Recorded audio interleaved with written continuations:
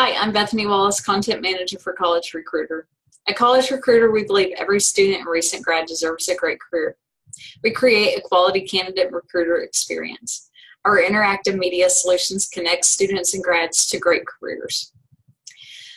I'm going to give you some tips today about networking, and these tips are in response to a pretty funny article I read on the Onion website about networking tips. So my tips are sort of like, don't do as the Onion does networking tips.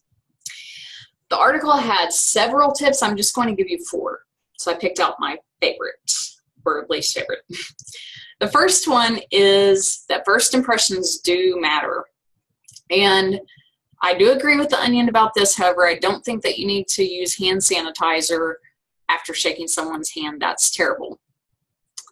But first impressions really do matter, and they do last. And this is true because of the primacy effect and negativity bias. When you meet someone, the primacy effect kicks in. So basically that just means that what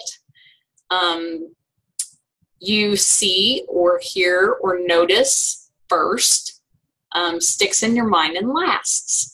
Negativity bias is if that's negative stuff, then that's what sticks with you.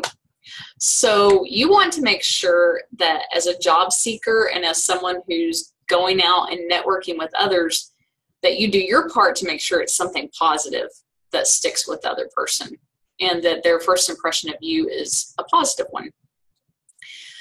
Next, you need to make sure when you're networking with professionals that you do most of that networking during the day. Aside from maybe sending emails, which you can pretty much do any time of day, you don't want to send text messages at night because people get those on their phones and they don't want to hear their little notifications going off at night if they don't have their phone on silent. You don't want to call anyone at night because if it's on their cell phone, they don't want to get phone calls at night when they're at home with their families or at home by themselves and their cat. People just want their alone time. They need to have a private life, and recruiters and human resources professionals deserve private space as well. So don't invade it. Next, the Onion references that if you ask someone like at a networking event, so tell me how you got into this field, then you're going to get like a really long answer that's terribly boring. I think that they're joking about that, of course, because that's what the Onion does. But it's really, really a good idea to actually do that and ask people, how did you get into this field? I've done it for years at networking events, and there are lots of good reasons to do it. It kind of takes the pressure off you. It showcases your listening skills. If you're introverted, it keeps you from having to do all the talking. It also lets you listen to someone's experience about their work in a career field that might be interesting to you. So there's so many reasons to do that. Definitely do it. And then make sure that you're listening because they might ask you questions later or follow up, and you want to make sure that you remember what they said. And then lastly, the last tip in the article by the Onion for networking tips says, no matter how insincere you are, try the best you can to hide the fact that you're only talking to someone because you want to use them.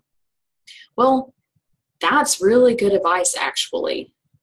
No joking aside, because if you're in networking for selfish reasons and you're just talking to someone because you think that they might be able to help you get a job, it's going to show. There aren't very many people who are good at hiding that. And when people can sense that you're in to the networking business for selfish reasons, they're really not going to want to help you. So you need to try to muster up any unselfish bone that you have in you before you start going to networking events, and try to remember that networking is really about building long-term relationships, and it's give and take. It's not just about tossing out some business cards, seeing what sticks, or going to a networking event and gathering as many business cards as you can and then adding all those people on LinkedIn and hoping that they're going to offer you jobs. Doesn't really work that way in reality. I hope that these networking tips help you.